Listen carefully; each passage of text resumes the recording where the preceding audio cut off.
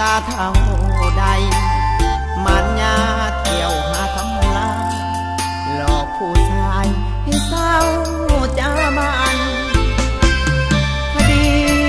เขานั้นขอศาลให้ความเป็นธรรมฟ้องผู้หญิงใจดำจงนำมาลงโทษทันคืนปล่อยลอยนวลปั่นป่วนอยู่ทุกคืนวัน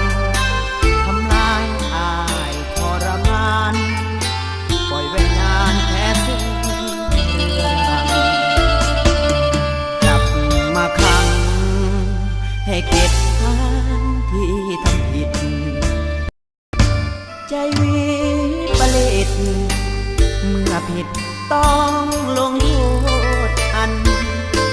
เห็นใจเจ้าทุกถือคุกคามมานานแสนนานกักขังผู้หญิงคนนั้นอย่ามีวันฟื้นทำลายใจผู้ชายทุกคนคงพ้น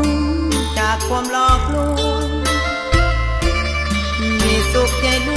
วงเลิกห่วงจากปัญหาใจให้เลิกเสื้อแล้วพอแล้วกับคำอาภัยคดีที่ใด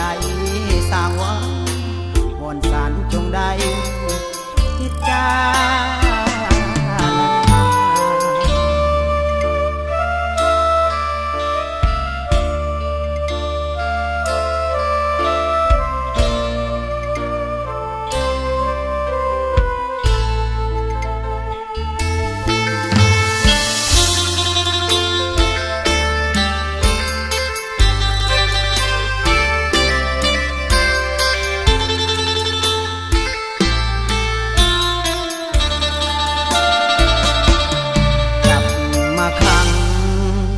ให้เกียรติทานที่ทำผิดใจวิ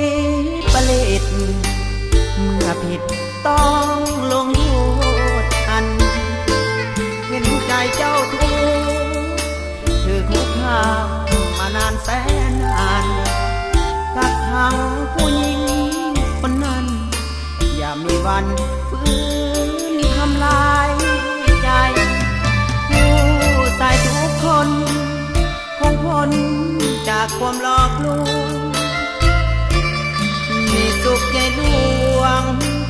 เลิกห่วงจากปัญหาใจ